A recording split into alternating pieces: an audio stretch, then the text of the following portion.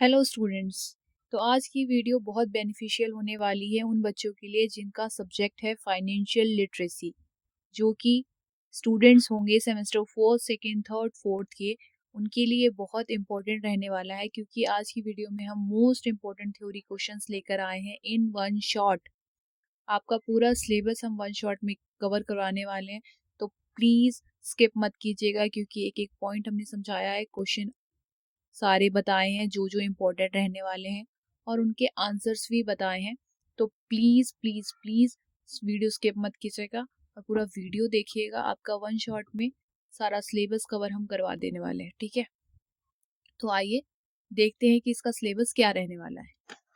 तो इसका सिलेबस आपका फर्स्ट यूनिट में रहेगा, ठीक है। फर्स्ट यूनिट में रहेगा वित्तीय योजना और वित्तीय उत्पाद, जिसमें हम आपको बताएंगे बचत का परिचय, पैसे का समय मूल्य, खर्च का प्रबंधन और वित्तीय अनुशासन, ठीक है।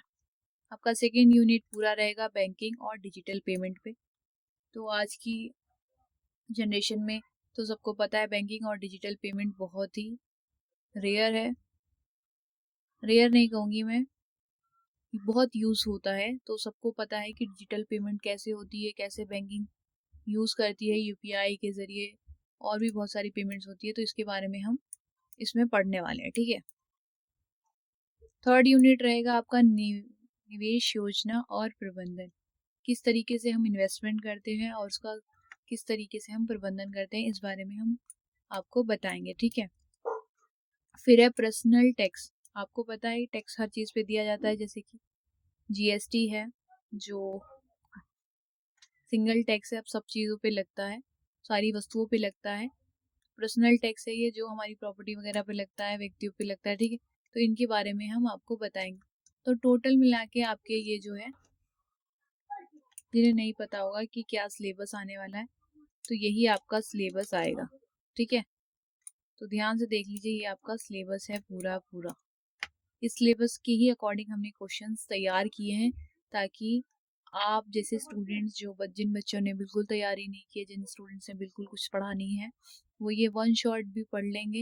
एक बार इस शॉट को देख लेंगे तो उनकी पूरी तैयारी हो जाएगी, पूरा सिलेबस कवर अब हो जाएगा, ठीक है। चलते हैं क्वेश्चंस की तरफ। तो फर्स्ट क्वेश्चन आपका रहेगा इस तरीके से, इन पर देखिए आपका शॉर्ट नोट्स आएगा जिसपे आपको थोड़ी थोड़ी डिटेल बतानी पड़ेगी, आप प्लीज इसको पढ़िए।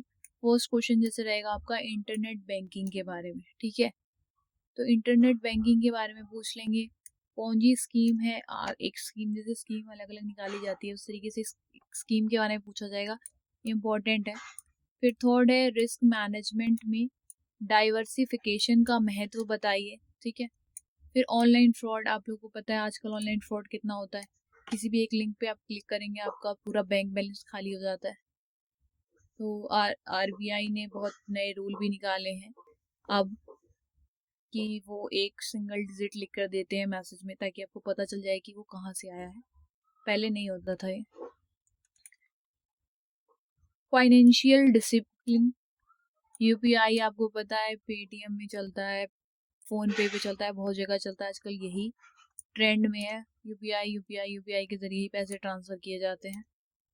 पैसे का टाइम वैल्यू, ठीक है, क्या है, परमानेंट अकाउंट नंबर, इन सब के बारे में आपको बताया जाएगा। तो मैं एक एक करके आपको बता देती हूँ कि ये क्या क्या है।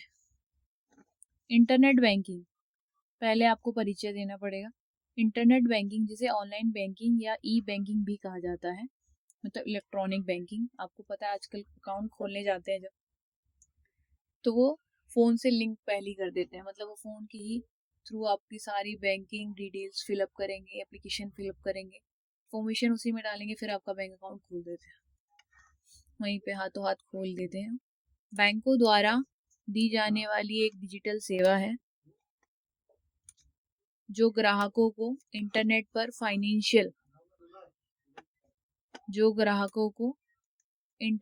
फाइनेंशियल ट्रांजैक्शन करने की सुविधा देता है। आपको पता है आपके फ़ोन में कोई भी ऐप रहता है, हम एक क्लिक करते हैं यूपीआई पे या जो क्यूआर कोड होता है उस पर, वो ट्रांजैक्शन उस दूसरे को चली जाती है ना, वो है बैंकिंग के इस आधुनिक रूप ने लोगों के अपने फाइनेंस को मैनेज करने के तरीके में क्रांति ला दी है, जिससे सुविधा, गति और एक्सेसिबिलिटी मिलती है।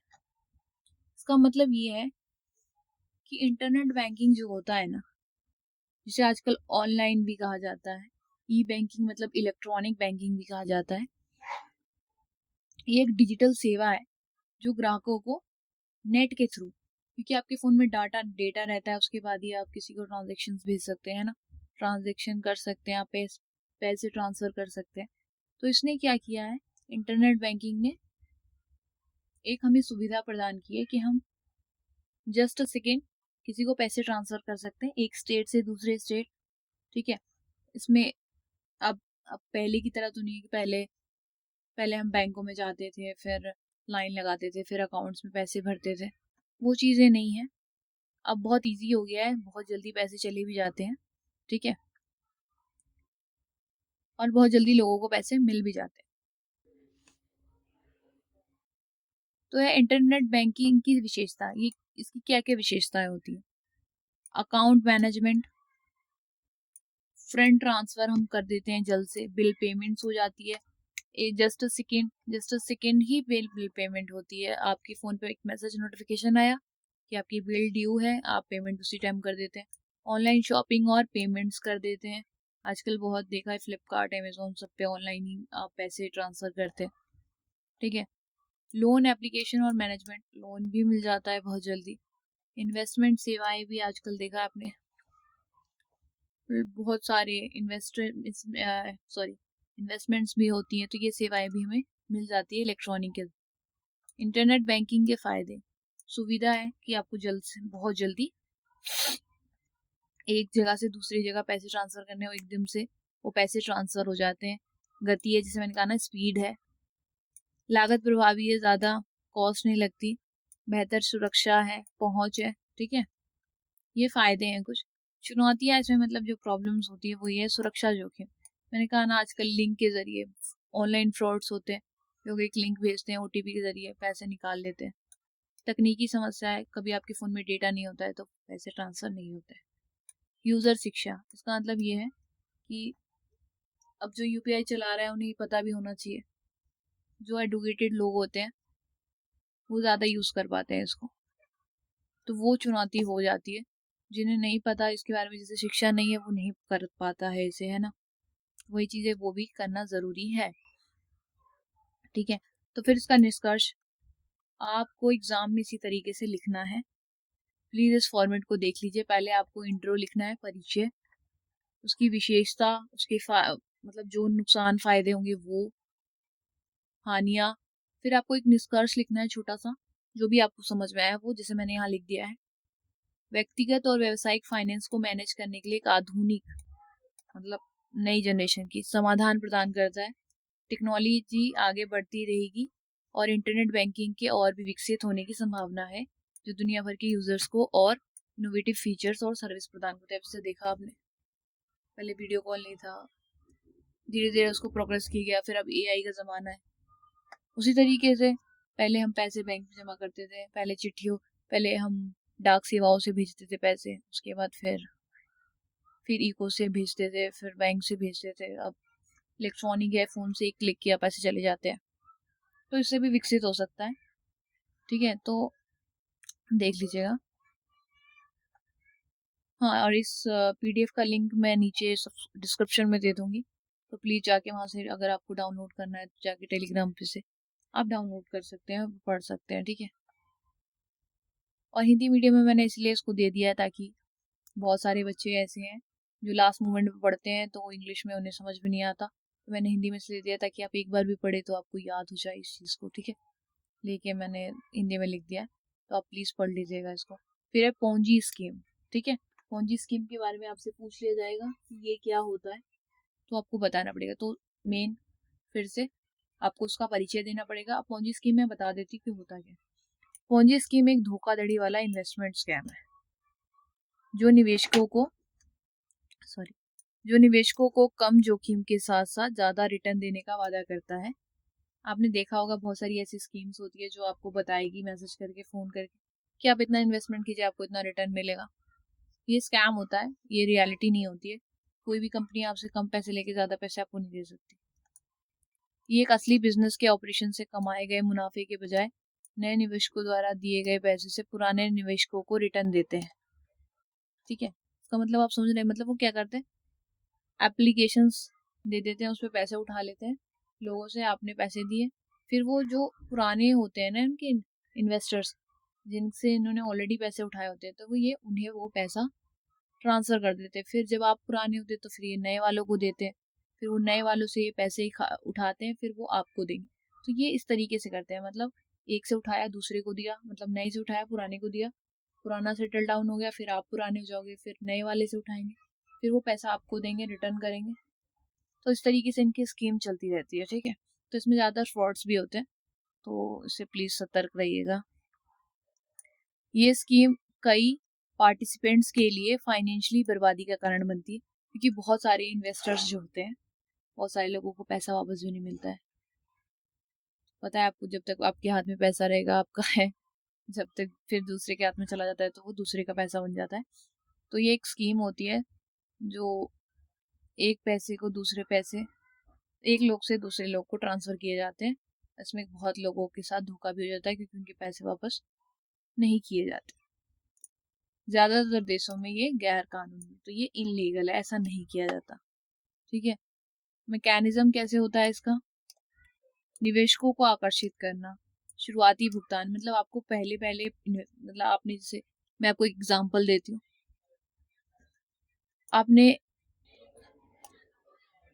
ये एक बंदा है, ठीक है, इसने आपको कहा, ये एक बंदा है, ठीक है, और ये आप हो, जस्ट मैं आपको समझाने के लिए बता रही हूँ, ये आप हो। इसने इसे कहा कि मुझे 10,000 रुपये दे दे, ठीक है, 10,000 दे दे, इस तरीके से 10,000 रुपये मुझे दे दे। ये ऑनर है कंपनी का और आप इन्वेस्टर हो, ये आप हो, ठीक है। तो इसने इसे कहा कि तू मुझे पैसे दे दे। इसने कहा चल ठीक है मैं दे देता हूँ, मगर मुझे क्या मिलेगा। तो उसने कहा मैं तुझे इसके बदले में 12,000 दूंगा, ठीक है। अब इसने खुशी खुशी 10,000 रुपये इसको दे दिए। इसने क्या किया कि शुरुआती में इसको 12,000 रुपये रिटर्न कर दिए, तो ये खुश हो गया कि वाह पैसे तो मिल गए मुझे। फिर इसने दोबारा कहा कि चल अब ठीक है तू मुझे 15,000 रुपये दे, ठीक है, 15,000 इन्वेस्ट कर अब इसमें। अब इसने 15,000 इन्वेस्ट तो कर दिए इसमें, मगर अब की बार ये 15,000 इसको नहीं मिले, ये नहीं मिले इसको पैसे, तो इसका क्या हो गया, लॉस हो गया और ये कंपनी भाग गई। तो ऐसी होता है, लोग एक बार आपको पैसा दे देंगे, आपका भरोसा जीत लेंगे, फिर दूसरी बार जब आप दोगे उसको फिर वापस पैसे, तो वो पैसे वापस नहीं करते, वो कंपनी ही वहां से गायब हो जाती है। तो ये स्कैम हो है आजकल जो नॉर्मल चल रहा है, ठीक है। तो वो शुरुआती भुगतान कर देते हैं। फिर है और निवेशकों को भर्ती करना, वो और इन्वेस्टर्स लाती है ताकि वो इन्वेस्ट पता उन्हें, मतलब वो कंपनी को शो करती है, वहाँ के लोगों को शो करती है कि हम भरोसे लायक है, हमें लोग पैसे देते हैं, इन्वेस्ट करते हैं, तो इस तरीके से वो निवेशकों की भर्ती करती है। फिर है स्कीम का फेल होना, तो वही मैंने कहा ना आपको, पैसे इसमें नहीं मिलते हैं, एक बार पैसे देते हैं उसके बाद ये लोग नहीं देते। पॉन्जी स्कीम की विशेषता क्या होती है, कम जोखिम के साथ ज्यादा रिटर्न, ठीक है। आपको रिटर्न मिला, फिर लिखा है लगातार रिटर्न्स मिलते रहते हैं, कभी कभी लगातार भी मिलते हैं, कभी कभी फिर वो वापस भाग जाते हैं। कहा तो अनरजिस्टर्ड इन्वेस्टमेंट, ये इसमें कोई भी आपको दस्तावेज वो नहीं देंगे, कोई भी आपको डॉक्यूमेंट नहीं देंगे कि आपने इन्वेस्ट किया है, ठीक है। गुप्त और जटिल रणनीतियां, इसमें वो छुप, मतलब कहते हैं ना कि वो ब्लाइंड, जो कहते हैं ना ब्लाइंड, मतलब पता है ना आपको, छुपा हुआ, ब्लाइंड मतलब गुप्त, छुपा हुआ, वो रणनीति बनाते, प्लान करते हैं कि भाई हम इस तरीके से इन्वेस्टर्स को लाएंगे, पैसे लेंगे और उन्हें पैसे वापस नहीं करेंगे, ठीक है। अब इसमें लिखा है देखो, दोबारा इन्वेस्ट करने का दबाव, अब वो बंदा, उसको मैंने जैसे कहा आपको, इस बंदे ने इसको पैसे दिए थे। अब इसने इस बंदे को पैसे दिए तो इसके पैसे इसके पास फंसे हुए हैं।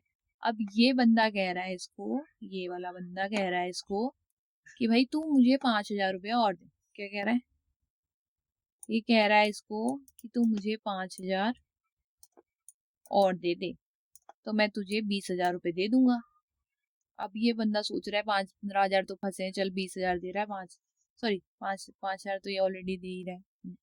तो 5,000 दे देगा। तो ये इसने कहा कि मैं तुझे इसके बदले में 5,000 बढ़ा के मतलब 25,000 रुपये दूंगा। कितने हो गए इसके? इसके 20,000 रुपये हो गए। 15 पहले के, 5 अभी दे दी। कह रहे 5 दे दे तो मैं तुझे 25 दे दूंगा। तो 5,000 का फायदा हो रहा है। कह रहा है चल ठीक है, 15,000 तो पहले ही फंसे हुए, 5,000 में और दे देता हूँ तो 25,000 दे। अब ये चीज होती है, ये करते हैं ये लोग, फंसाते हैं ये लोग। तो इस परेशानी में ना फंसे, किसी पे भी भरोसा ना करें, क्योंकि आजकल कोई लॉटरी नहीं लगती किसी की, कोई इन्वेस्टमेंट वापस नहीं आपकी आएगी। तो प्लीज़ अपने पैसे बचा के रखिए। मैं पढ़ाने के साथ आपको एक चीज़ बता भी रही हूँ कि आजकल ये स्कीम बहुत होता है। देखो, पूंजी स्कीम के प्रभाव, वित्तीय नुकसान, वित्तीय मतलब पता है ना, पैसे का नुकसान होता है। वित्तीय मतलब फाइनेंशियली वो आपको वो कर देंगे, प्रॉब्लम में नुकसान कर देंगे आपका, ठीक है, डैमेज कर देंगे आपको। कानूनी नतीजे, भरोसे में कमी हो जाती है, लोग भरोसा ही नहीं कर पाते। अगर एक बंदा आपको पैसे लेके भाग जाएगा तो अगर दूसरा अगर सही भी होगा तो आप उसको पैसे दोगे? नहीं दोगे ना। तो वही चीज, भरोसे में कमी हो जाती है, ठीक है।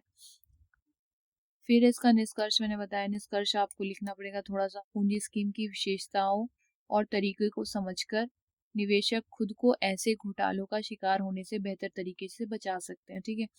अगर आपका एक बार ऐसा हो गया है, आपको पता चल गया है कि ऐसे स्कीम्स में ऐसा होता है, तो आप दोबारा फिर से इन्वेस्ट नहीं करना चाहेंगे। पूरी जांच पड़ताल, ज्यादा रिटर्न पर शक करना और पारदर्शी रेगुलेट निवेश के मौके ढूंढना इन धोखे वाले स्कीम से बचने के लिए जरूरी होता है। तो प्लीज प्लीज पूंजी स्कीम जैसे धोखेधड़ी में ना फंसे आप। फिर है रिस्क मैनेजमेंट। अब आपका थर्ड क्वेश्चन था रिस्क मैनेजमेंट में डाइवर्सिफिकेशन का महत्व। अब डाइवर्सिफिकेशन होता क्या है? इसमें लिखा हुआ है, देखो, परिचय आप लिखेंगे, डाइवर्सिफिकेशन एक रिस्क मैनेजमेंट स्ट्रेटेजी है। मतलब रिस्क से बचने की एक एक तकनीक है, एक तरीका है, इसे डाइवर्सिफिकेशन कहते हैं। ये होता क्या है? इसमें लिखा है जिसमें किसी एक स्टेट या रिस्क के प्रति जोखिम को कम करने के लिए निवेश को अलग अलग फाइनेंशियल इंस्ट्रूमेंट, इंडस्ट्रीज और दूसरी कैटेगरी में फैलाया जाता है। अब क्या किया, जैसे कि किसी इन्वेस्टर ने, अब उसे पता है कि, मतलब समझ लो किसी एक, मैं आपको एग्जांपल देती हूँ। ये एक बंदा है, ठीक है, ये एक बंदा है, ठीक है, इसके पास, मान कर चलो, एक बात बता रही हूँ, 1,000 रुपए, और ये एक कंपनी है, ठीक है, ये एक कंपनी है, समझ लो एक कंपनी है। मेरी ड्राइंग थोड़ी खराब है। ये एक कंपनी है, ठीक है, ठीक है, ये एक कंपनी है, स्पेलिंग गलत हो गई ना। चलो, ये एक कंपनी है, समझ लो ये कंपनी है। अब इसके पास 1,000 रुपए। अब ये सोच रहा है कि ये कंपनी कहीं फ्रॉड निकली तो मेरे सारे 1,000 रुपए डूब जाएंगे। तो इसने क्या किया, इसमें से 200 रुपए इसने इसमें इन्वेस्ट कर दिए, ठीक है। एक और कंपनी थी यहाँ, इसने इसमें से 500 रुपए या 700 रुपए, जो ही समझ लो, ठीक है, 500 रुपए इसमें इन्वेस्ट कर दिए। अब कितने हो गए इसके? 700 रुपए हो गए। और फिर इसने एक और कंपनी में, कितने कर दिए? 500, 200, 700, और ये इसमें 300 रुपए कर दिए। अब इसने 3 कंपनियों में अलग अलग इन्वेस्टमेंट की, एक ये रहा, दूसरा ये रहा और तीसरा ये रहा। तो इससे क्या हुआ कि अगर एक कंपनी भाग भी जाएगी या एक कंपनी डूब भी जाएगी या एक कंपनी उससे पैसा वापस भी नहीं करेगी, तो कम से कम दो करेगी। अभी अगर इस केस में अगर ये 1,000 रुपए ये एक कंपनी में डाल देता तो वो तो डूब जाती, तो इसके सारे पैसे डूब जाते। तो रिस्क को कम करने के लिए इसने अपने पैसों को अलग अलग कंपनीज में डाल दिया ताकि इसके पैसे सेफ रहें और रिटर्न्स आने के चांसेस रहें। ठीक है, तो ये होगा। इस टेक्निक का इस्तेमाल निवेश को इस तरह से बांटकर रिस्क को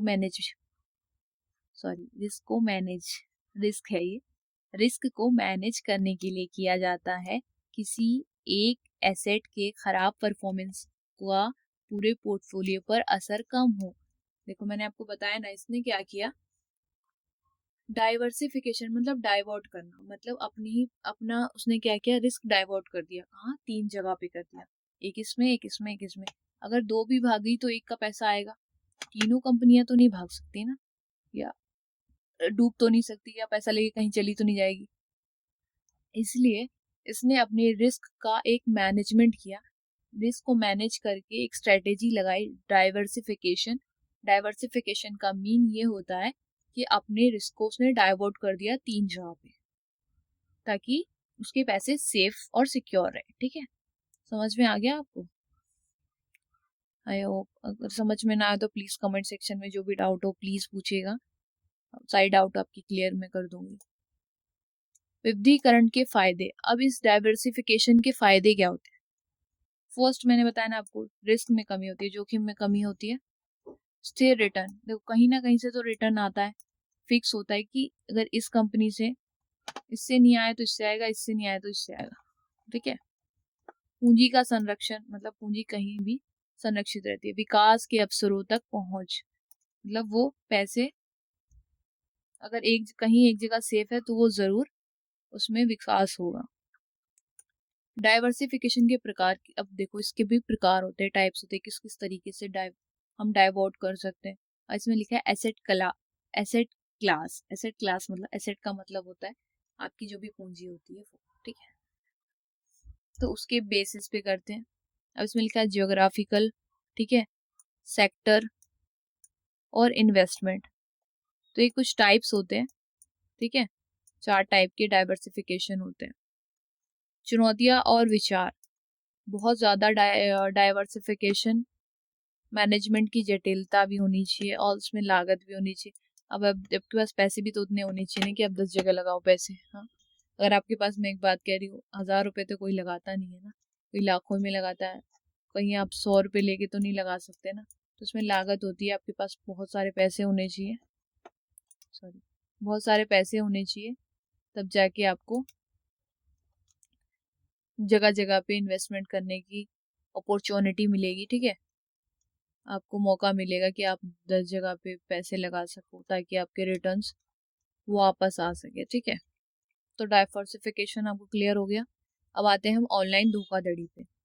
अब ऑनलाइन धोखाधड़ी का परिचय। ऑनलाइन धोखाधड़ी क्या होती है? आजकल तो सबको पता है कि ऑनलाइन धोखाधड़ी होती क्या है, तो फिर भी हम एक बार देख लेते हैं। ऑनलाइन धोखाधड़ी का मतलब इंटरनेट पर की जाने वाली धोखेबाजी वाली गतिविधियां हैं जिसका मकसद पर्सनल जानकारी, पैसे या दोनों चुराना होता है।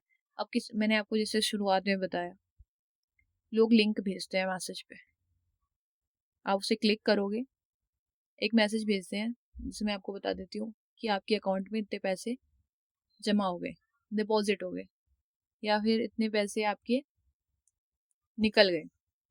अब आप तो ये सोचोगे कि मैंने पैसे यूज ही नहीं किए, ना मैंने खर्च किए, ना मैंने डिपॉजिट किए, तो ये पैसे अकाउंट में मैसेज आया कैसे? मगर वो फ्रॉडीज होते हैं, स्कैमर्स होते हैं जो मैसेज भेजते हैं। अगर उस पर एक लिंक होता है, अगर आप उस पर क्लिक करोगे या फिर आप उस टाइम अकाउंट चेक करोगे तो वो आपकी सारी डिटेल ट्रैक कर लेंगे, हैक कर लेंगे और सारी डिटेल्स निकाल लेंगे और उसके थ्रू वो आपके बैंक अकाउंट खाली कर देंगे। तो प्लीज़, वैसे तो अब आरबीआई का एक रूल आया है, अब आ गया है लास्ट मंथ से, कि आपको जो भी मैसेज आता है, जिस सर्विस से भी आता है, उस सर्विस का नाम आगे होगा। अगर वो डिजिट ना हुआ आगे तो प्लीज प्लीज वो मैसेज ओपन ना कीजिएगा। ठीक है, जैसे मैं बता दे रही हूँ, अगर अकाउंट से आता है इससे, अगर आरबीआई से आएगा तो वो आर लिखा होगा, अगर सर्विस के थ्रू आएगा तो एस लिखा होगा। ठीक है, या बैंक से भी आएगा तो एस ही लिखेगा वो। रिचार्ज का होगा तो रिचार्ज लिखेगा। इस तरीके से उनके मैसेज के आगे ऐसे अल्फाबेटिकली ये इनिशियल्स होंगे। अगर इनिशियल कोई भी नहीं होगा तो प्लीज़ उसको आप ओपन नहीं कीजिएगा, नहीं तो वो आपकी सारी डिटेल निकाल लेगा। ठीक है, ये धोखाधड़ी व्यक्तियों, व्यवसायों और यहाँ तक कि सरकारों को भी निशाना बना सकती है, जिसमें काफ़ी वित्तीय और प्रतिष्ठा का नुकसान होता है। अब वो तो किसी भी तरीके से आपकी पर्सनल डिटेल यूज़ कर सकती है, पैसों, अगर वो अकाउंट खाली कर देगी तो आपका फाइनेंशियल सारा पैसा चला जाएगा। और अगर वो पर्सनल डिटेल लेके आपका कुछ और सोशल मीडिया पे कर ले, मिसयूज़ कर ले, तो आपकी जो वो है रेपुटेशन वो ख़राब हो जाएगी। तो इस तरीके से ऑनलाइन धोखाधड़ी बहुत होती है, तो प्लीज़ बहुत सतर्क रहिएगा। ऑनलाइन फ्रॉड के प्रकार: phishing, identity theft, online shopping fraud, credit card fraud, lottery और इनाम के स्कैम्स आते हैं आजकल। Online dating and romance scam, ये भी होता है आजकल, बहुत है, बहुत नॉर्मल है। बिजनेस ईमेल कॉम्प्रोमाइज, ठीक है, फर्जी चैरिटी, इस तरीके से ऑनलाइन फ्रॉड्स होते हैं, तो प्लीज़ इसको एक बार देख लीजिएगा। मैं इसलिए डिटेल में इसको मैंने इसलिए नहीं लिखा क्योंकि इतने तो समझदार आप हैं कि आप लिख देंगे, क्योंकि ये बहुत बड़ी चीज़ नहीं है। ऑनलाइन आजकल सब यूज़ करते हैं और सबको पता है कि क्या क्या चीज़ें लिख सकते हैं। ठीक है, और अगर आपको डिटेल्ड में चाहिए होगा तो प्लीज़ कमेंट कर दीजिएगा, मैं डिटेल में भी इसके बारे में बता दूंगी आपको, अलग से टॉपिक बना के। ठीक है, इसको रोक कैसे सकते हैं, रोकथाम के उपाय: जागरूकता और शिक्षा। जैसे मैंने आपको भी बताया कि अब मैसेज में आरबीआई का रूल आया है कि इस तरीके से आपके इनिशियल्स रहते हैं, ठीक है, तो ये रहेंगे तो मैसेज, तो ये क्या किया इन्होंने, एक रोकथाम का उपाय, ताकि आपको पता चल सके कि स्कैमर्स का मैसेज है या फिर ये रियल जेन्युइन मैसेज है। मजबूत पासवर्ड और ऑथेंटिकेशन होना चाहिए फ़ोन्स में, सुरक्षित वेबसाइट्स है, खातों की निगरानी होनी चाहिए, सॉफ्टवेयर और सिस्टम अपडेटेड रहना चाहिए। ठीक है, धोखाधड़ी की रिपोर्ट, अगर आपके साथ ऐसा कुछ होता है तो प्लीज़ उसकी रिपोर्ट आगे कीजिएगा। ठीक है, तो इस तरीके से ऑनलाइन का ये था कि ऑनलाइन धोखाधड़ी क्या होती है। फिर आते हैं हम वित्तीय अनुशासन पे, उसका परिचय आपको निष्कर्ष में इसके भी लिख देना, मैंने लिखा नहीं है, सॉरी, तो आप इसका भी निष्कर्ष कुछ थोड़ा सा लिख दीजिएगा जो आपको समझ में आए। वित्तीय अनुशासन का मतलब है वित्तीय लक्ष्यों को प्राप्त करने और स्थिरता बनाए रखने के लिए फाइनेंस की को जिम्मेदारी से और प्रभावी ढंग से मैनेज करना। मतलब कि आप अपने पैसों को तरीके से, जहां आपको यूज करने वहां यूज करें, कहीं भी यूज मत कीजिए, क्योंकि आपके पैसे बहुत इंपॉर्टेंट है आपके लिए। ठीक है, इसमें शॉर्ट टर्म और लॉन्ग टर्म में वित्तीय भलाई सुनिश्चित करने के लिए बजट बनाना, बजट करना, निवेश करना, समझदारी से खर्च करना शामिल है। ये देखिए, ये आपके ऊपर है कि आप अपने पैसों को कैसे यूज कर रहे हैं। बहुत लोग शॉपिंग्स पे खर्च कर देते हैं, बहुत लोग इन्वेस्टमेंट करते हैं, बहुत लोग ऐशो आराम में पैसे खर्च कर देते, तो आपको अपने पैसे वित्तीय कहते हैं ना, फाइनेंशियल प्लानिंग करनी चाहिए कि किस तरीके से कहाँ कहाँ पैसे यूज करने, कैसे सेव करने, कैसे इन्वेस्ट करने। तो ये एक अनुशासित अनुशासित रहता है आपका वित्त, मतलब आपका पैसा एक डिसिप्लिन तरीके से यूज होता है। ठीक है, शॉर्ट टर्म और लॉन्ग टर्म में, मतलब कि शॉर्ट टर्म में जो डेली यूजेस आप क्या क्या यूज करते हैं, लॉन्ग टर्म मतलब आप साल में एक बार उस पैसे को कहाँ कैसे यूज कर रहे हैं, वो चीजें। ठीक है, तो अब फर्स्ट है बजट बनाना, इम्पोर्टेंट है इसमें। बचत और निवेश, अब अगर आप बजट बना रहे हैं, फिर आपको वो पैसे बचाने भी पड़ेंगे और फिर कहीं निवेश भी करने पड़ेंगे, क्योंकि आप अगर निवेश करना चाहते हैं तो आपके पास पैसे होने भी तो चाहिए, पर पैसे है ही नहीं तो आप निवेश कैसे करेंगे। तो पहले आपको बचत करनी पड़ेगी, फिर निवेश करना पड़ेगा। कर्ज से बचना और क्रेडिट मैनेज करना। अब आजकल लोग क्या करते हैं, हर चीज़ क्रेडिट पे लेते हैं, हर चीज़ जो भी लेना होता है वो क्या करते हैं, चलो ईएमआई पे ले लेते हैं, पैसे भी चले, हर मंथ पैसे भी देते रहेंगे और सामान भी यूज़ कर लेंगे। तो ये चीज़ों से बचिए, क्योंकि ये सिर्फ आपको कर्ज में ही डुबाती है, ये कोई निवेश नहीं कराती, ना ही आपके पैसे बचाएंगे, ये सिर्फ खर्च पे खर्च करवाती, क्योंकि आपको एक बार, अगर आप एक बार ईएमआई लेने लगते हैं तो आप ईएमआई पे ही आदत लग जाती है आपको। तो प्लीज़ कर्ज से बचिए, अपना क्रेडिट मैनेज करें, ज़्यादा क्रेडिट भी करना अच्छी बात नहीं है। लॉन्ग टर्म फाइनेंशियल प्लानिंग करनी चाहिए किसी भी चीज़ को, कि भाई हम क्या आगे आने वाले सालों में करने वाले हैं पैसों का। इमरजेंसी फंड, जैसे कि अब कोई कोई क्या करते हैं, पैसों का मिस यूज़ करते हैं, इधर उधर कहीं भी खर्च कर देते हैं बिना सोचे समझे, फिर जब उन पे मुसीबत आती है तो इधर उधर मतलब दूसरों के पास घूमते हैं कि भाई हमें पैसे दे दो, हमें कर्ज दे दो, हमें मेडिकल इमरजेंसी आई है, हमारे पास हमें ये हो गया, हमें वो हो गया। तो उसके लिए भी एक पैसा अलग रखना चाहिए ताकि आपके मुसीबत में वो काम आए। ठीक है, आपका पैसा ही आपके काम आता है। फाइनेंशियल प्लान्स को रिव्यू करना और एडजस्ट करना, मतलब जो भी आप प्लान बना रहे हैं उसको ये भी देखना है कि आप उसके अकॉर्डिंग चल रहे हैं या नहीं। अगर नहीं चल रहे तो फिर अपने पैसों को और या उस प्लान को एडजस्ट करिए अपने पैसों के हिसाब से, अपने बजट के हिसाब से। ठीक है, वित्तीय अनुशासन के फायदे, स्थिरता रहती है, मतलब आपको पता है कि कहाँ पैसे यूज करने हैं और कितने बचाने हैं। लक्ष्यों की प्राप्ति होती है, आप डिसिप्लिन तरीके से पैसे यूज करते हैं तो आप ये सारे काम सही तरीके से हो रहे होते हैं। वित्तीय स्वतंत्रता होती है, आपके पास पैसे हैं तो भैया आपको पता है कहाँ खर्च करना है और कहाँ नहीं करना है। धन निर्माण, पैसे आपके पास जब इकट्ठा होने लगते हैं तो निर्माण होता है ना, मतलब उसका और बढ़ते जाते हैं ना। जैसे आपने इस एक बार जनवरी में आपने पैसे बचाए 5,000 रुपये या 500, चलो 500 रुपये बचाए। फरवरी में बचाए, फरवरी में आपने फिर बचाए 500 रुपये। तो क्या हो रहा है, आपके पैसे बढ़ रहे हैं ना।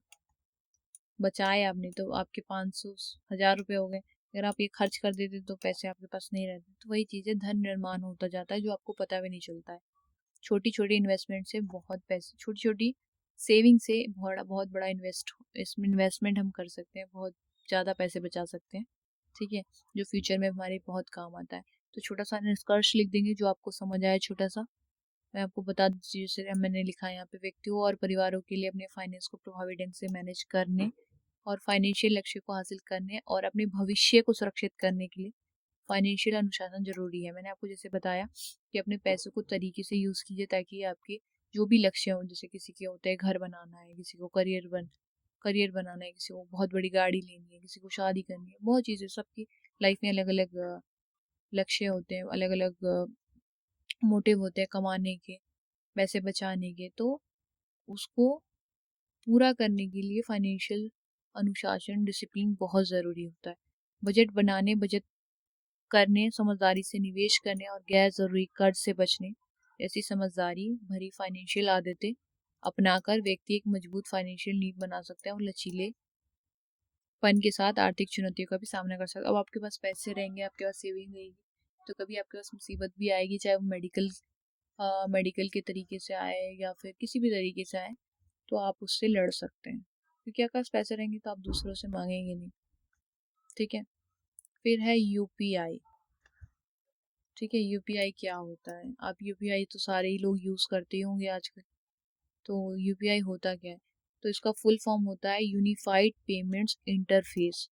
National payment corporation of India द्वारा विकसित एक रियल टाइम पेमेंट सिस्टम है। रियल टाइम पेमेंट सिस्टम मतलब जिस टाइम आप कर रहे हैं उसी टाइम दूसरे के पास वो पहुंच जाती है। ये मोबाइल प्लेटफॉर्म का उपयोग करके बैंक खातों के बीच तुरंत फंड ट्रांसफर करने की एक सुविधा है। फंड ट्रांसफर बहुत जल्दी ये करता है एक बैंक से दूसरे बैंक में, या अब तो नंबर्स के थ्रू भी होता है, यूपीआई नंबर के थ्रू भी आप डाल सकते हैं अगर आपके पास बैंक अकाउंट नंबर नहीं है तो। बहुत तरीके आ गए, बहुत इसमें डेवलप हुआ है। तो यूपीआई बहुत बेनिफिट है आज की ऑनलाइन बिजनेस में। ठीक है, कॉन्सेप्ट और प्रणाली, कार्य प्रणाली आपको मैंने बता दिया, इसके बारे में बना लीजिएगा। मुख्य विशेषताएं हैं, सुरक्षा उपाय कैसे कर सकते हैं। ठीक है, उपयोग और अपनाना भविष्य के रुझान, इसका निष्कर्ष जो आपको थोड़ा बहुत समझ में आए तो मैंने बस लिख दिया है, आप प्लीज पढ़ लीजिएगा इसको। बहुत सरल भाषा में लिखा है क्योंकि मैंने हिंदी में लिखा है इसको ताकि सारे स्टूडेंट्स को समझ में आ सके। इंग्लिश वाले भी पढ़ेंगे तो इनको समझ में आ जाएगा। एक बार आप रीड आउट कर लीजिएगा प्लीज इसको। फिर है पैसे का समय मूल्य। पैसे का समय मूल्य एक बुनियादी वित्तीय अवधारणा है जो इस विचार को दर्शाती है कि आज उपलब्ध पैसा भविष्य में उसी राशि से अधिक मूल्यवान है। इसका मतलब आप समझे, इसका मतलब ये है कि आज का पैसा लिखा है ना, आज उपलब्ध पैसा भविष्य में उसी राशि से ठीक मूल्यवान है। अब आप एक बात करें, अभी अगर कोई किसी के पास 50 पैसे का नोट हो, वो म्यूजियम में जाए, वो लाखों का होगा ना। क्यों? क्योंकि वो रेयर है, वो अब मिलेगा नहीं। 1 रुपए का नोट आपको नहीं मिलेगा, 10 रुपए का नोट पहले होता था वो नहीं मिलेगा। बहुत सारे ऐसे नोट है, पैसा है, जैसे नरेंद्र मोदी जी ने जब नोट बदलवा दिए, तो अब वो नोट जो है वो बहुत कम लोगों के पास है, या तो बैंक्स के पास है, या बहुत कम लोगों के पास जिन्होंने चेंज नहीं करवाया हुआ उनके पास। तो वो बहुत मूल्यवान है। क्यों? क्योंकि वो रेयर है, वो बहुत लोगों के पास अब है भी नहीं। तो इसीलिए पैसे का समय मूल्य, मतलब समय मूल्य है, अलग अलग टाइम में पैसा अलग अलग, मतलब अगर वो पहले 10 रुपए था, अगर वो, मैं अगर आपको एक एग्जांपल दूं, कोई 50 पैसे का, सॉरी बहुत बड़ा हो गया, कोई 50 पैसे का है, 50 पैसे का सिक्का, जो अब तो चलता भी नहीं है, बहुत पहले चलता था, हम जब छोटे थे तब चलता था। 50 पैसे का सिक्का है, ठीक है, ये 50 पैसे का सिक्का है शायद है, मैंने छोटा बना दिया, तब रेक्टेंगल बना दिया, तो ये गोल होता है, 50 पैसे का सिक्का है। अब नहीं मिलता ये, मगर किसी के पास होगा तो ये बहुत रेयर होगा, और इसकी प्राइस 50 पैसे भी नहीं होंगे, अब इसके प्राइस बहुत होंगे। अगर इसको म्यूजियम में रखे तो बहुत पैसे होंगे इसको, मतलब इसका वैल्यू बढ़ गया होगा। तो वही चीज़ है कि भविष्य में, उस आज जो आपके पास 1 लाख रुपए है या 100 रुपए है, वो वैल्यू भविष्य में बढ़ के 1 लाख, 1 हजार हो जाएगी या 1 लाख हो जाएगी, हमें नहीं पता है। तो प्लीज अपना पैसा बचाइए, क्योंकि इसमें कमाई करने की क्षमता होती है। ये अवधारणा निवेश, ऋण और बचत जैसे विभिन्न वित्तीय निर्णयों में आवश्यक होता है। ठीक है, तो इन्वेस्ट कर सकते हो, आपके पैसे रहेंगे आपके पास, किसी को लोन दे सकते हो उस तरीके से। मूल सिद्धांत, टीवीएम को प्रभावित करने वाले कारक, घटक, भविष्य का मूल्य, तो ये सारी चीजें हैं, प्लीज पढ़ लीजिएगा। निवेश निर्णय, ऋण परिशोधन, सेवानिवृत्ति योजना है, पूंजी बजट है, इसका महत्व है कि टीवीएम का महत्व क्या होता है, वित्तीय योजना होती है, जोखिम प्रबंधन होता है, आर्थिक निर्णय लेना, व्यवहारिक उदाहरण इस तरीके से है। ठीक है, क्या उदाहरण है, परिदृश्य, गणना, व्याख्या। फिर है निष्कर्ष, पैसे की समय वैल्यू को समझना नहीं, सही फाइनेंशियल फैसले लेने के लिए बहुत ज़रूरी होता है, जिससे दौलत ज़्यादा से ज़्यादा बढ़ाई जा सके और फाइनेंशियल जोखिम कम से कम हो, चाहे इन्वेस्टमेंट की प्लानिंग हो, लोन मैनेज करना हो, या फिर रिटायरमेंट की तैयारी हो। हाँ, एक ये भी पॉइंट है रिटायरमेंट, अगर आपके पास अभी अभी आप पैसा सेव कर रहे हैं, तो बाद में आपकी रिटायरमेंट होगी तो वो पैसा आपके काम आएगा, क्योंकि बाद में तो आप कमा नहीं रहे होंगे, तो यही पैसा आपके बाद में काम आएगा। तो प्लीज़ पैसे सेव कीजिए। परमानेंट अकाउंट नंबर, पैन, आपको पता है आजकल सबके पास पैन कार्ड होते हैं, तो वो होता क्या है? परमानेंट अकाउंट नंबर भारतीय टैक्स पेयर्स की जारी किया जाने वाला एक यूनिक अल्फान्यूमेरिक आइडेंटिफायर है। ये एक फाइनेंशियल ट्रांजैक्शन के लिए ज़रूरी है और टैक्स से जुड़े कामों के लिए एक ज़रूरी डॉक्यूमेंट के तौर पर काम करता है। पैन इनकम टैक्स डिपार्टमेंट द्वारा central board of director taxes की देखरेख में जारी किया गया है। तो ये ध्यान रखिएगा कि किसके इसमें जारी किया गया है। ठीक है, सॉरी। तो एक नंबर होता है जो टैक्स से रिलेटेड होता है, मतलब जो टैक्स पे करते हैं ना, से रिलेटेड होता है। पैन का महत्व, taxation, financial transaction, bank account खोलना चाहिए होता है, अकाउंट नंबर खोलने में, लोन और क्रेडिट कार्ड लेने में, प्रॉपर्टी ट्रांजेक्शन्स होती है, बिजनेस, ऑलमोस्ट सारे ट्रांजेक्शन्स में पैन कार्ड आजकल मीन्स अनिवार्य हो गया है, कह सकते हैं। जैसे वो है आधार कार्ड, वैसे ही पैन कार्ड भी अनिवार्य हो गया। ऑनलाइन आवेदन भी आप कर सकते हैं और ऑफलाइन भी जाके ऑफिस वगैरह में बनवा सकते हैं। तो परमानेंट अकाउंट नंबर भारत में व्यक्तियों और व्यवसायों के लिए एक ज़रूरी दस्तावेज है, जो हर इंसान को चाहिए। आप लोगों के पास भी होगा, और नहीं है तो प्लीज़ बनवा लीजिएगा। ये टैक्स प्रक्रियाओं के सुचारू संचालन को सुनिश्चित करता है, वित्तीय लेन देन में पारदर्शिता को बढ़ाता है और टैक्स चोरी और मनी लॉन्ड्रिंग को रोकने में मदद करता है। तो इसके बहुत बेनिफिट होते हैं। पैन कार्ड सबके पास होना ज़रूरी है। ठीक है, अब सेकेंड क्वेश्चन है, ये थोड़ा लॉन्ग क्वेश्चन है। भारत में निवेश के लिए उपलब्ध विभिन्न फाइनेंशियल प्रोडक्ट्स पर चर्चा करें। ठीक है, तो भारत में निवेश के लिए मतलब कि कौन कौन से फाइनेंशियल प्रोडक्ट्स होते हैं जिसपे इन्वेस्टमेंट किया जाता है। तो भारत में निवेश के लिए उपलब्ध फाइनेंशियल प्रोडक्ट्स। निवेश फाइनेंशियल प्लानिंग एक महत्वपूर्ण पहलू है। भारत में निवेश के लिए कई फाइनेंशियल प्रोडक्ट्स उपलब्ध हैं, जिसमें से हर एक की अपनी विशेषता, फायदे और जोखिम है। यहाँ मुख्य निवेश विकल्पों का ओवरव्यू दिया गया है। ठीक है, बहुत सारे ऐसे प्रोडक्ट्स हैं जिसपे या बहुत सारी ऐसी वेबसाइट्स है जिसपे हम इन्वेस्टमेंट करते हैं। तो देखते हैं क्या है। जैसे ये है फिक्स्ड डिपॉजिट। फिक्स्ड डिपॉजिट एक फाइनेंशियल इंस्ट्रूमेंट है जो बैंक और नॉन बैंकिंग फाइनेंशियल कंपनीज देती है, जिसमें निवेशक तय समय के लिए पहले से तय इंटरनेट रेट पर पैसे जमा करते हैं। फिक्स जो बहुत सारी ऐसी बैंकिंग है जहाँ पे फिक्स डिपॉजिट किया जाता है, मतलब आपको एक पैसा डिपॉजिट कर दिया जाता है जो एक टाइम के बाद आपको मिलता है। तो फिक्स होता है, आप उसको एक टाइम के बाद ही निकाल सकते हैं। ठीक है, फिर है पब्लिक प्रोविडेंट फंड। ये सरकार द्वारा समर्थित एक लंबी अवधि की बचत योजना है जो टैक्स लाभ और गारंटेड रिटर्न देती है। तो इसके बदले में आपको प्रोविडेंट फंड वापस पैसे भी मिलते हैं। ये पब्लिक सरकार द्वारा की जाती है। ठीक है, फिर है national saving certificate.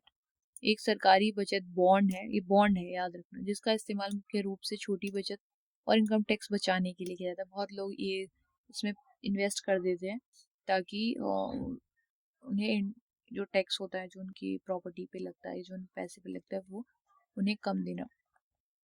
Equity shares. Equity shares actually जो कंपनीज होती है वो अपनी शेयर्स निकालती हैं अगर उन्हें कुछ पैसों की सॉरी अगर उन्हें कुछ पैसों की ज़रूरत होती है तो वो अपने शेयर्स निकालती हैं। तो वो शेयर्स ताकि अब वो उन्हें इक्विटी शेयर कहा जाता है। शेयरों में निवेशक का मतलब है किसी कंपनी का ओनरशिप, मतलब वो मालिक बन जाते हैं उस उतने हिस्से के जितने वो शेयर्स खरीदते हैं।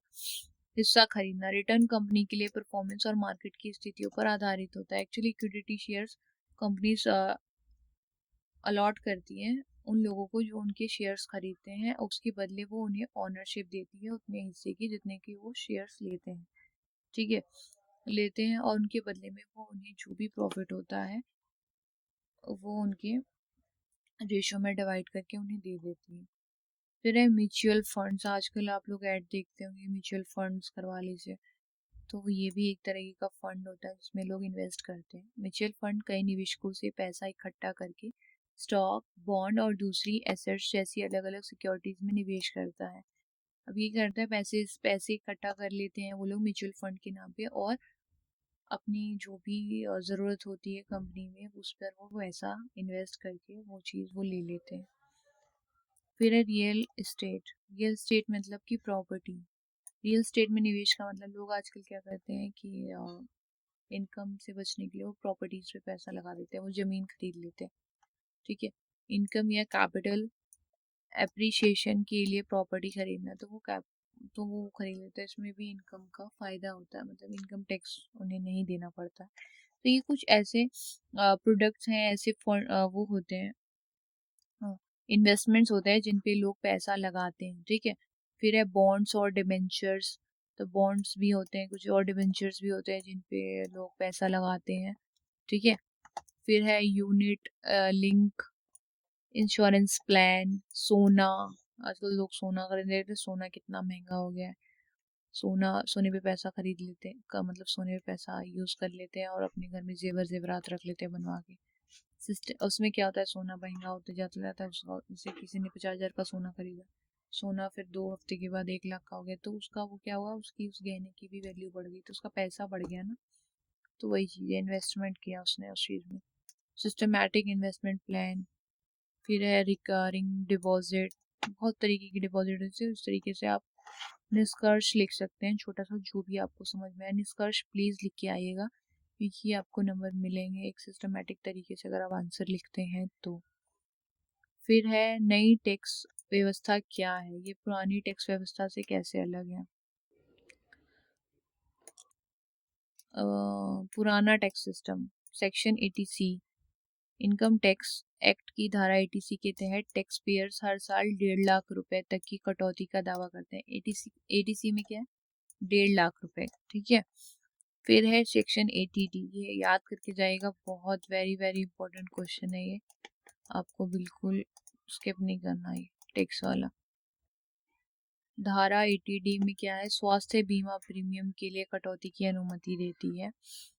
फिर है सेक्शन 80E, 80E में शिक्षा ऋण पर दिए गए ब्याज पर कटौती की, ये शिक्षा के लिए है, ये स्वास्थ्य के लिए है, और ये टैक्स पेयर्स मतलब कि जो लोग देते हैं ना अपने इस पे प्रॉपर्टीज पे वो। फिर 80TTA बचत खातों से मिलने वाले ब्याज पर कटौती, ये वो है, ठीक है। तो ये अलग अलग सेक्शंस है जो अलग अलग टैक्सेस पे पैसे लेती है, मतलब टैक्सेस लेती है। हाउसिंग लोन पर कटौती 24B, हाउसिंग लोन पर लिए गए ब्याज पर हर साल 2 लाख रुपए तक की कटौती की अनुमति है। नया टैक्स सिस्टम है ये देखो, फ्लैट टैक्स रेट। नई टैक्स व्यवस्था में पुरानी टैक्स व्यवस्था की तुलना में कम टैक्स स्लैब के साथ कम और आसान टैक्स दरें पेश की, मतलब इसमें कम टैक्सेस हैं, ज़्यादा नहीं। कटौतियाँ और छूटों को हटाना सेकेंड पॉइंट है। एनटीआर के तहत मतलब नई टैक्स सिस्टम के तहत कैलकुलेशन को आसान बनाने के लिए पुराने टैक्स सिस्टम के तहत उपलब्ध ज़्यादातर कटौतियाँ और छूटों को हटा दिया गया, ताकि बहुत जल्दी कैलकुलेशन हो, ज़्यादा ताम झाम ना हो, झमेला ना हो। इस वजह से उन्होंने बहुत सारी छूटें और कटौतियाँ हटा दी हैं। थर्ड पॉइंट है सरलता और कंप्लायंस में आसानी। एनटीआर का लक्ष्य कम और एक आसान समान टैक्स दरें देकर टैक्स फाइलिंग को आसान बनाना है, इसमें ज़्यादा टैक्स प्लानिंग की ज़रूरत कम हो जाएगी। अब देखो, पहले हर एक चीज़ पे टैक्स था, फूड टैक्स अलग था, सर्विस टैक्स अलग था, मतलब अलग अलग टाइप के आपको टैक्स दिखते हैं, मगर अब सिर्फ एक टैक्स है जीएसटी, जो सब पे लगता है। कोई अलग से सर्विस टैक्स नहीं लगता, कोई अलग से मैन्युफैक्चरिंग टैक्स नहीं लगता, कोई अलग से मतलब कोई भी 50 तरीके के टैक्स नहीं लगते, सिर्फ एक टैक्स लगता है और उसी पे कैलकुलेशन हो जाती है, जो 18% टैक्स है। मतलब अलग अलग प्रोडक्ट पे थोड़ा, इलेक्ट्रॉनिक पे अलग है, खाने पीने की चीज़ पे अलग है, तो मगर एक ही है, ताकि कैलकुलेशन करने में ना प्रॉब्लम हो, ना ज़्यादा समझने में प्रॉब्लम हो लोगों को। चुनने का ऑप्शन, टैक्स पेयर्स के पास ओल्ड टैक्स रिजीम और न्यू टैक्स रिजीम में से चुनने की सुविधा है, जो भी उनके लिए ज़्यादा फायदेमंद हो वो चुन सकते हैं। मतलब उन्हें कोई भी दबाव नहीं दिया गया कि आप इसी रिजीम से चलिए या उसी रिजीम से चलिए, आपको जिस रिजीम से पैसे देने हैं, जिस रिजीम से टैक्स देना है, आप दे सकते हैं। टैक्स लायबिलिटी पर असर, स्कीम के बीच चुनाव व्यक्तिगत फाइनेंशियल प्रोफाइल पर निर्भर करता है। कुछ लोगों के लिए एनटीआर में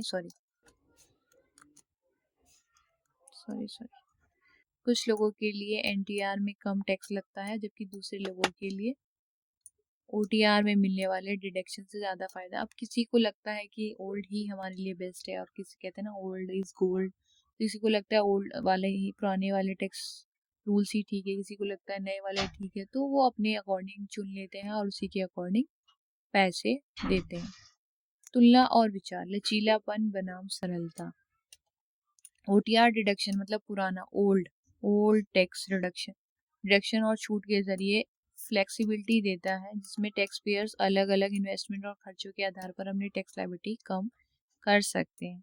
इसके उल्टा जबकि एनटीआर न्यू टैक्स रूल्स जो है कम टैक्स रेट के साथ सादगी देता है, लेकिन इन डिडक्शन को हटा देता है, जिसमें कम टैक्स प्लानिंग की जरूरत पड़ती है। तो सबके अपने में फायदे हैं। टैक्स प्लानिंग बनाम सुविधा होती है, इसमें टैक्स प्लानिंग कर सकते हैं। जो टैक्स पेयर टैक्स प्लानिंग के लिए डिडक्शन की ज़्यादा से ज़्यादा कम करने के आदी होते हैं, वे ओटीआर को पसंद करते हैं। वही जो लोग कंप्लायंस से आसानी और शुरू में कम टैक्स रेट चाहते हैं, वो एनटीआर चुनते हैं, ठीक है। मतलब जो ज़्यादा तामझाम नहीं चाहते हैं, वो न्यू टैक्स रिजीम को ही फॉलो करते हैं। मगर जो चाहते हैं कि सब, क्योंकि क्या होता है ना कि ओल्ड टैक्स रिजीम जो है वो अलग अलग प्रोडक्ट पे अलग अलग टैक्स देती है, तो अगर कोई किसी और में डील कर रहा है तो वो उसे उसमें फ़ायदा होगा, कोई किसी और प्रोडक्ट में डील कर रहा है तो उसे उसमें फ़ायदा होगा। मगर अगर कोई एक तरह का प्रोडक्ट डील कर रहा है तो उसे एनटीआर टैक्स ही फ़ायदा करवाएगा, क्योंकि उसे एक तरह का टैक्स देना पड़ेगा जो भी एनटीआर में होगा। लंबे समय का फायदा।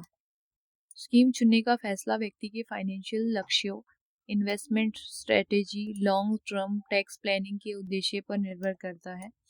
टैक्स पेयर्स को इनकम और फाइनेंशियल हालत में बदलाव के आधार पर हर साल अपने ऑप्शन का मूल्यांकन करना चाहिए।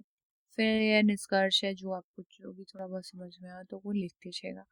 फिर है जीवन बीमा के अलग अलग प्रकारों के बारे में विस्तार से बताइए। अब जीवन बीमा, आपको पता है कि जीवन बीमा क्या होता है। जैसे LIC जो आपने सुना होगा, आपके घरों में भी आपके मम्मी पापा की LIC होगी, तो ये जीवन बीमा है जो जीवन के लिए करवाया जाता है। इंश्योरेंस, लाइफ इंश्योरेंस है, तो इसके अलग अलग टाइप होते हैं। ठीक है, जीवन बीमा होता है क्या, मैंने आपको जैसे बताया जीवन के लिए होता है। जैसे कि किसी की मृत्यु हो गई या फिर कोई अपनी हॉस्पिटलिटी की लेकर आता है, मतलब कोई अगर बीमार हो गया तो उसके लिए एक्सीडेंट हो गया तो उस पर उसे रिटर्न में पैसे मिलते हैं। जैसे कार इंश्योरेंस आपने सुना होगा, कार इंश्योरेंस है, बाइक इंश्योरेंस है। तो क्या होता है, जब उसका एक्सीडेंट होता है तो हम क्लेम करते हैं तो उस पर पैसा मिलता है ना। उसी तरीके से जीवन बीमा है, मतलब अगर हमारे जीवन में हमें कुछ प्रॉब्लम हुई तो हमें तो वो पैसा क्लेम हम करेंगे तो वो हमें पैसा रिटर्न मिलेगा। जीवन बीमा एक ज़रूरी फाइनेंशियल टूल है जो ज़िंदगी की अनिश्चितताओं से फाइनेंशियल सुरक्षा और बचाव देता है। जैसे मैंने बताया है कि अगर आपको कुछ हो जाता है, आपके जीवन में एक्सीडेंट हो जाता है, कुछ भी ऐसी हानि हो जाती है, तो वो आप क्लेम करेंगे तो आपको वो पैसा मिलेगा। ये पक्का करता है कि पॉलिसी होल्डर की मौत होने पर आश्रित मतलब होता है जिसका भी नाम, मतलब अगर आप खुदा ना करे, भगवान ना करे, आप अगर आपकी मौत हो जाती है, किसी की भी मौत हो जाती है जिसने जीवन बीमा कराया है, तो अब वो तो क्लेम नहीं कर सकता। तो उसके आश्रित मतलब जो उसके फैमिली मेम्बर होंगे या जिसको भी उसने नॉमिनी बनाया होगा, नॉमिनी मतलब मरने के बाद जिसे भी वो चाहता था कि पैसे वो मिले, जिसका भी उसने नाम दिया हो, चाहे वो उसकी माँ, उसका बेटा हो सकता है, उसकी बेटी हो सकती है, उसकी बीवी हो सकती है, उसकी माँ हो सकती है, कोई भी हो सकता है, फैमिली मेम्बर है या जिसका भी उसने नाम दिया हो, फाइनेंशियल उसको मदद मिल जाएगी। अलग अलग ज़रूरतों और हालातों को पूरा करने के लिए कई तरह की जीवन बीमा पॉलिसी है। यहाँ जीवन बीमा के आम प्रकारों के विस्तार से, मतलब अलग अलग तरह के हैं, मैं बता देती हूँ आपको। जैसे कि श्रम लाइफ इंश्योरेंस है। श्रम लाइफ इंश्योरेंस एक खास अवधि के लिए कवरेज देता है जिसे पॉलिसी की अवधि कहा जाता है। मतलब ये टाइमली होता है कि इतने टाइम से इतना टाइम ही के लिए है, उसके बाद नहीं मान्यता। जैसे कि किसी ने 5 साल के लिए कराया तो 5 साल में अगर से कुछ नहीं होता तो वो पैसा उसे वापस मिल जाएगा।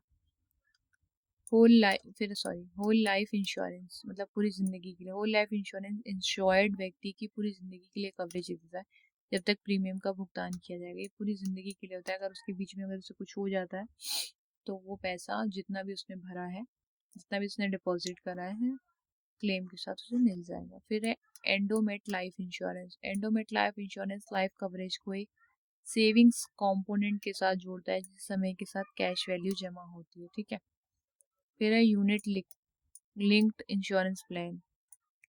ऐसे इंश्योरेंस प्रोडक्ट है जो लाइफ इंश्योरेंस कवरेज की इक्विटी और डेट फंड में इन्वेस्टमेंट ऑप्शन के साथ जोड़ते हैं। फिर है मनी बैंक पॉलिसी।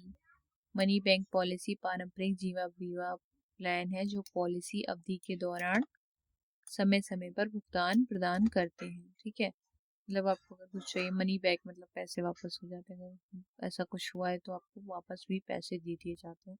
फिर है पेंशन प्लान। मतलब कुछ लोग ऐसे होते हैं कि ऐसा प्लान लेते हैं कि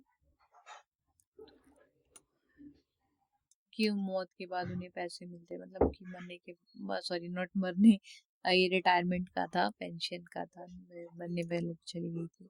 तो पेंशन प्लान जिन्हें एन्युटी भी कहा जाता है, रिटायरमेंट के बाद या एक तय उम्र पर रेगुलर इनकम देते हैं। मीन्स कि वो रिटर्न्स देते रहते हैं। ये रिटायरमेंट वाला होता है प्लान, पेंशन प्लान ही कहा जाता है कि एक टाइम तक ये पैसे फिलअप मतलब उसमें भरते हैं, फिर एक टाइम के बाद जब वो रिटायरमेंट हो जाती है तो उनके वो उस उम्र तक वो पैसे रिटर्न मिलते रहते हैं। तो इस तरीके से भी होता है। तो निष्कर्ष जो भी आपको थोड़ा बहुत समझ आया हो लाइफ इंश्योरेंस के बारे में वो लिख दीजिएगा।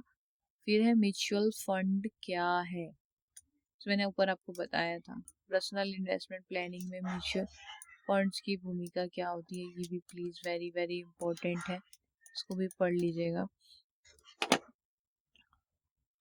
म्यूचुअल फंड एक प्रोफेशनली मैनेज्ड इन्वेस्टमेंट साधन है जो कई निवेशकों से पैसा इकट्ठा करके स्टॉक्स, बॉन्ड्स या अन्य एसेट्स जैसी सिक्योरिटीज के डाइवर्सिफाइड पोर्टफोलियो में इन्वेस्ट करता है। देखो जैसे क्या मैंने आपको बताया था कि बहुत सारी कंपनियां क्या करती है कि बहुत तरीके की चीज़ें करती है। अब जैसे ये अब म्यूचुअल फंड का है तो मैं आपको बता दे रही हूँ म्यूचुअल फंड में क्या होता है कि कंपनी ने क्या किया, म्यूचुअल फंड के नाम पे इन्वेस्टमेंट करवाई इन्वेस्टर से। क्यों? क्योंकि उन्हें अपनी कंपनी में पैसा चाहिए।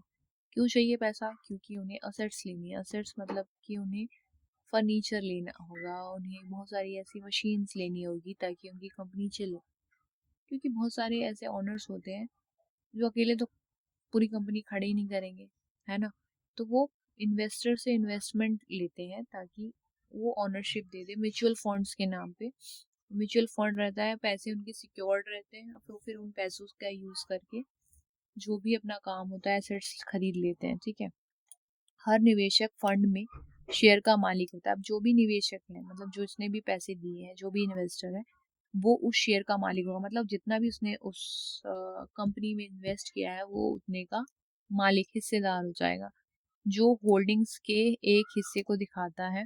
यहाँ म्यूचुअल फंड्स और पर्सनल इन्वेस्टमेंट प्लानिंग में उनकी, ठीक है, तो क्या भूमिका होती है इन्वेस्टमेंट प्लानिंग में इनकी म्यूचुअल फंड्स की, वो मैं बता देती हूँ। फर्स्ट पॉइंट है संरचना और संचालन।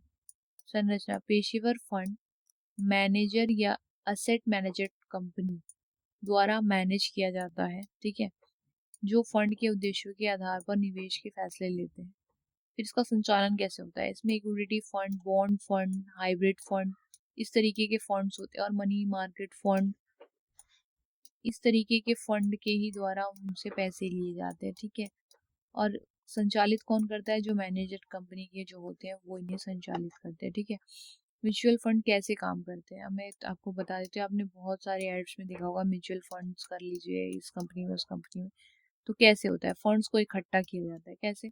निवेशक अपना पैसा एक साथ लगाते हैं जिससे छोटे छोटे निवेशक भी एक्सपर्ट्स द्वारा मैनेज किए जाने वाले डाइवर्सिफाइड पोर्टफोलियो तक पहुंच पाते हैं। अब देखो क्या हुआ, अब एक अगर किसी कंपनी के मालिक को 10 लाख रुपए चाहिए तो एक इन्वेस्टर तो देगा नहीं, एक इन्वेस्टर के पास होगा नहीं।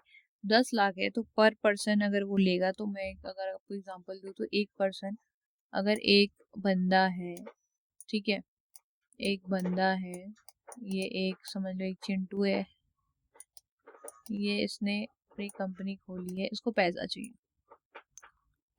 इसको पैसे चाहिए 50 लाख रुपए, जस्ट केस 50 लाख रुपए चाहिए।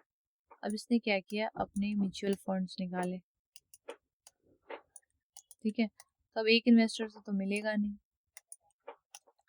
तो इसने क्या किया, एक से ले लिए 10, दूसरे से 10 ले लिए, तीसरे से भी ले लिए 10, चौथे से भी 10 ले लिए और पांचवे से भी 10 ले लिए। तो इसके पास कुल मिला के कितने हो गए? 50 लाख रुपए हो गए। ठीक है, इसके पास 50 लाख रुपए हो गए। उसके वो क्या करेगा, अपनी कंपनी में लगाएगा और जो भी उसको काम होगा वो करेगा। अब ये जिसने 10 10 लाख दिए, ये 10 लाख का जितना भी शेयर होगा वो उसका उसमें मालिक होगा। अब देखो एक बंदा 50 लाख लगाता है तो उसका लॉस हो जाता है। अब 5 ने लगाए हैं तो किसी का 2 लाख लॉस होगा, किसी का 3 लाख होगा, अगर लॉस होगा तो। ठीक है, तो इस तरीके से ये म्यूचुअल फंड्स इकट्ठे किए जाते हैं। निवेश रणनीति, फंड मैनेजर फंड के निवेश के लक्ष्य के आधार पर एसेट्स बांटते हैं। मतलब कि जितना भी उसने इन्वेस्ट किया है उसके आधार पर एसेट्स देते हैं, जिसका मकसद कैपिटल एप्रिसिएशन, इनकम पैदा करना और दोनों का मिश्रण भी होता है। ठीक है, यूनिट्स, निवेशक म्यूचुअल फंड की यूनिट्स खरीदते हैं।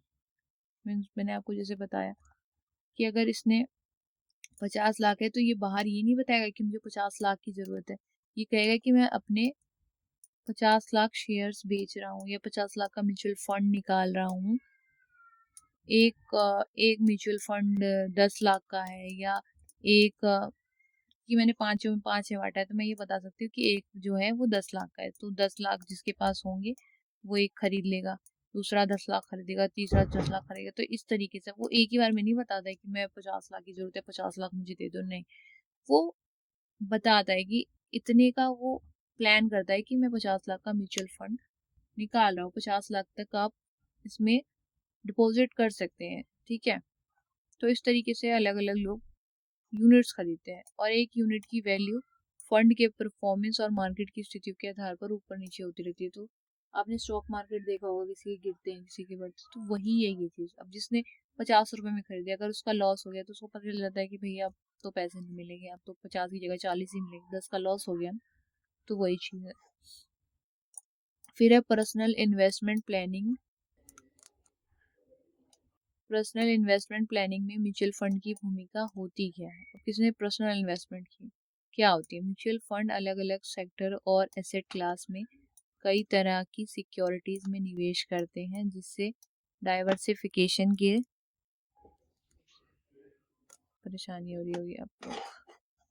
म्यूचुअल फंड अलग अलग सेक्टर और एसेट क्लास में कई तरह की सिक्योरिटीज में निवेश करते हैं, जिससे डाइवर्सिफिकेशन के जरिए रिस्क कम होता है। अब जैसे सबने और अपने अपने पैसे डाले तो वो डाइवर्सिफिकेशन हो जाता है, जैसे आपको बताया था डाइवर्स हो जाती है रिस्क, अगर थोड़े थोड़े पैसे डाले जाते हैं अलग अलग जगह पे। तो फायदे, ये कई तरह के निवेशों में एक्सपोजर देता है, रिस्क को फैलाता है और संभावित रूप से रिटर्न भी बढ़ाता है।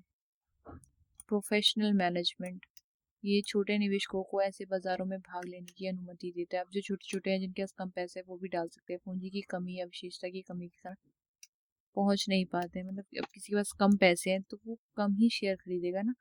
अब 10 लाख तो खरीद नहीं लेगा, कोई 5 लाख भी खरीदेगा, कोई 2 लाख भी खरीदेगा। तो उस तरीके से ये अपेक्षाकृत कम न्यूनतम निवेश राशि के साथ पोर्टफोलियो में निवेश करने का एक किफायती तरीका प्रदान करता है। प्लीज इसको पढ़ लीजिएगा, इतना बहुत सरल भाषा में मैंने लिखा है यहाँ पे, बहुत इजी लैंग्वेज है, आप पढ़ सकते हैं। एक बार पढ़ लेंगे इतने समझदार तो आप है डी होगे, स्टूडेंट्स है और ग्रेजुएशन कर रहे हैं तो आप लोग पढ़ ही लेंगे इसको। म्यूचुअल फंड फिर है पहुंच और किफ़ायती म्यूचुअल फंड लिक्विडिटी प्रदान करते हैं, क्योंकि यूनिट्स को किसी भी कारोबारी दिन फंड की मौजूदा खरीदा या बेचा जा सकता है। फिर इसका फ़ायदा है, फिर लिक्विडिटी है। तो इस तरीके से आप पढ़ लीजिएगा। रिस्क मैनेजमेंट है, ठीक है। लक्ष्य आधारित निवेश है, मैंने इसमें ऐड ऑन कर दिया ताकि आप लोगों को कंफ्यूजन ना हो, ठीक है। इसमें बहुत सारी फंड के बारे में बताया गया है। लिक्विडिटी फंड है, हाइब्रिड फंड है फंड। फिर इसके बारे में निष्कर्ष है, ये आप निष्कर्ष वाला ऑप्शन जरूर पढ़िएगा ताकि आपको समझ में आएंगे निष्कर्ष में क्या लिखा गया है। फिर लास्ट एंड लीस्ट क्वेश्चन है आपका, ये 6 क्वेश्चन जो वेरी इंपॉर्टेंट है, ये आएगा ही आएगा, ये इसको याद कर लीजिएगा आप लोग। हेल्थ इंश्योरेंस खरीदने की ज़रूरत और महत्व। क्यों हेल्थ इंश्योरेंस खरीदा जाता है? हेल्थ के रिगार्डिंग इंश्योरेंस होता है, जैसे मैंने अभी आपको पढ़ाया था, ऊपर क्वेश्चन था जीवन बीमा, ये है हेल्थ बीमा। जैसे हेल्थ इंश्योरेंस है स्वास्थ्य बीमा जिसे कहते हैं Hindi. Health insurance personal financial planning एक ज़रूरी हिस्सा है। ये मेडिकल केयर के ज़्यादा खर्चों से सुरक्षा करता है। जैसे कभी आपको कुछ बीमारी होगी, बहुत बड़ी बीमारी, जैसे कि किसी इंसान को अगर कैंसर हो गया हो, तो अगर उसने हेल्थ इंश्योरेंस करवा रखा होगा तो आधा खर्च जितना भी क्लेम वो करता है तो वो कंपनी उसे प्रोवाइड करवाती है। तो उससे क्या होता है, उसका वो डिप्रेशन कम हो जाता है क्योंकि उसके खर्चे कम हो जाएंगे, जिसने ऑलरेडी इंश्योरेंस ले रखा है। जिससे ये पक्का होता है कि लोग और परिवार बिना किसी फाइनेंशियल परेशानी के ज़रूरी हेल्थ केयर सर्विस पा सकें और अच्छी भी पा सकें। यहाँ हम आसान और समझने में आसान भाषा में हेल्थ इंश्योरेंस खरीदने की ज़रूरत और महत्व के बारे में मैं बता देती हूँ क्या मैंने लिखा है। मैं फाइनेंशियल सुरक्षा आपको देती है, मीन्स कि आपकी मैं अब जो भी मेडिकल ट्रीटमेंट होगा हॉस्पिटल के थ्रू, या जो भी चीज़ें दवाइयाँ लगेगी या जो भी इंजेक्शन्स लगेंगे, जो भी खर्च आएगा वो कंपनी उठाती है। तो आपकी फैमिली को कोई भी टेंशन नहीं होगी। फिर अच्छी हेल्थ केयर तक पहुँच, अच्छे से अच्छे हॉस्पिटल में आपका इलाज हुआ, क्योंकि अगर आपके पास पैसे नहीं, आपने हेल्थ इंश्योरेंस करवा रखा है तो हेल्थ इंश्योरेंस वाले आपके पैसे वहाँ पे पेमेंट करेंगे और आपकी अच्छी से अच्छी जगह पे इलाज हो पाएगा। हॉस्पिटलाइजेशन और इलाज के लिए कवरेज, ठीक है। इन पेशेंट हॉस्पिटलाइजेशन, अस्पताल में भर्ती होना फिर देखो अस्पताल में भर्ती होने से पहले मेडिकल टेस्ट और कंसल्टेशन सारी चीज़ें होती हैं। डिस्चार्ज के बाद फॉलोअप और इलाज का कंसल्टेशन, ऐसे इलाज जिनके लिए रात भर अस्पताल में रहने की ज़रूरत नहीं होती है, इमरजेंसी एम्बुलेंस सेवा, ये सारी सेवाएं आपको हेल्थ इंश्योरेंस के अंदर मिलेगी। प्लीज़ जिसका हेल्थ इंश्योरेंस ना हो प्लीज़ करवा लीजिएगा। हेल्थ इंश्योरेंस में बहुत ही फ़ायदे होते हैं, बहुत इम्पोर्टेंट है आज की लाइफ में, क्योंकि कोई भरोसा नहीं है किसी का, कब कोई बीमार हो जाता है। तो फिर है बढ़ते मेडिकल खर्चों से सुरक्षा। कब इतने बड़े बड़े हॉस्पिटल्स होते हैं, उसके बिल भी बहुत ज़्यादा ज़्यादा आ जाते हैं। वो लोग बेड की ही चार्जेस ले लेते हैं, दवाइयों के चार्जेस लेते हैं, बस हर चीज़ का चार्जेस लेते हैं। तो उससे आपकी सुरक्षा हो जाएगी, सेफ्टी हो जाएगी, और अच्छी से अच्छी आपको सेवा मिलेगी, सर्विस मिलेगी। ठीक है, टैक्स फ़ायदे हो जाते हैं आपको कि हमने हेल्थ इंश्योरेंस करा रखा है। देखिए यहाँ पे लिखा भी है, भारत सहित कई देशों में हेल्थ इंश्योरेंस प्रीमियम पर टैक्स में छूट मिलती है। इनकम टैक्स एक्ट के सेक्शन 80D के तहत व्यक्ति अपने जीवन साथी, बच्चों और माता पिता के लिए हेल्थ इंश्योरेंस पॉलिसी के प्रीमियम पर डिडक्शन क्लेम कर सकता है। देखा, वो क्लेम कर सकता है। इससे हेल्थ इंश्योरेंस खरीदने के लिए एक अतिरिक्त फाइनेंशियल इन्वेस्टिव मिल जाता है, इंसेंटिव मिलता है। तो ये हेल्थ इंश्योरेंस बहुत फ़ायदे करता है। फिर है मन की शांति। ये जानकर कि आपके पास हेल्थ इंश्योरेंस है, मन को शांति मिलेगी ना आपको, जब आपको पता है कि आपने हेल्थ इंश्योरेंस करा रखा है। और आप अगर किसी को कुछ हो जाता है और उस बंदे ने हेल्थ इंश्योरेंस करा रखा है, तो उसको चिंता नहीं होगी कि पैसे कहाँ से आएंगे, मेरी फैमिली वाले कहाँ से लाएंगे, या मैं कहाँ से लाऊंगा, क्योंकि उसने हेल्थ इंश्योरेंस करवा रखा है। तो कंपनी वाले उसे पैसा प्रोवाइड करेंगे, उसकी सारी चीज़ें प्रोवाइड करेंगे। फिर गंभीर बीमारियों के लिए कवरेज, जैसे मैंने आपको कहा, किसी को अगर कैंसर हो जाता है तो वो बंदे को टेंशन लेने की ज़रूरत नहीं है, क्योंकि सारी चीज़ें उसे मिलेगी। ठीक है, देखो इसमें लिखा भी है मैंने, कैंसर, दिल की बीमारी, किडनी फेलियर, तो ये सब चीज़ें वो खुद ही करता है। कैशलेस इलाज की सुविधा हो जाती है आपको, कैशलेस मतलब बिना पैसों के। परिवारों के लिए पूरी कवरेज, परिवारों को कोई टेंशन की ज़रूरत ही नहीं होती है। लॉन्ग टर्म बचत होती है। ठीक है, लॉन्ग टाइम के लिए सेविंग्स होती है। फिर हेल्थ इंश्योरेंस, फिर निष्कर्ष आपको लिखना पड़ेगा, छोटा ही सा लिखिएगा, कोई बड़ा सा लिखने की ज़रूरत नहीं है। ठीक है, क्या हो गया, सॉरी। तो ये निष्कर्ष आप लिख दीजिएगा। तो ये कुल मिला के आपकी थ्योरी क्वेश्चंस है, इसमें एक्चुअली प्रैक्टिकल क्वेश्चन भी है। तो आपकी थ्योरी क्वेश्चन में ही आपका पूरा का पूरा सिलेबस कवर हो जाता है, आपको प्रैक्टिकल पढ़ने की ज़रूरत नहीं है। बट अगर किसी बच्चे को लगता है कि नहीं भाई मुझे प्रैक्टिकल भी करना है, तो प्लीज़ कमेंट सेक्शन में बता दीजिएगा, मैं प्रैक्टिकल की भी एक वीडियो बना दूंगी अलग से। इसमें मैंने नहीं बताया कि सारा मिक्सअप हो जाएगा, क्योंकि ये थ्योरी का मैंने वीडियो बनाया है, तो पूरा थ्योरी पे ही बेस है। तो प्लीज़ इसको पढ़ लीजिएगा आप, ताकि आप लोगों को कोई इशू ना आए। ठीक है, तो ये थे आपके मोस्ट इम्पॉर्टेंट क्वेश्चंस जो कि थे फाइनेंशियल लिटरेसी के। तो प्लीज़ इसे अपने फ्रेंड्स को भी शेयर कर दीजिएगा, ताकि उन्हें भी कोई प्रॉब्लम ना हो और वो एक वन शॉट में ही अपना पूरा सिलेबस कवर कर ले। ठीक है, इतने क्वेश्चन काफ़ी होंगे DOSOL वालों के लिए, वो पढ़ के जा सकते हैं। ठीक है, वो पढ़ के चले जाएंगे तो बहुत है, काफ़ी है, आप पढ़ लीजिएगा। और जो आपके फ्रेंड्स होंगे उन्हें भी शेयर कर दीजिएगा। तो और प्लीज़ आपको अगर किसी और सब्जेक्ट की वीडियो प्लीज़ बनानी हो, तो प्लीज़ कमेंट सेक्शन में बताइएगा, मैं उन सब की भी वीडियोस बना लूँगी। आपकी कोर्स में कौन कौन से सब्जेक्ट है वो कमेंट सेक्शन में प्लीज़ डालिएगा। And thanks for watching.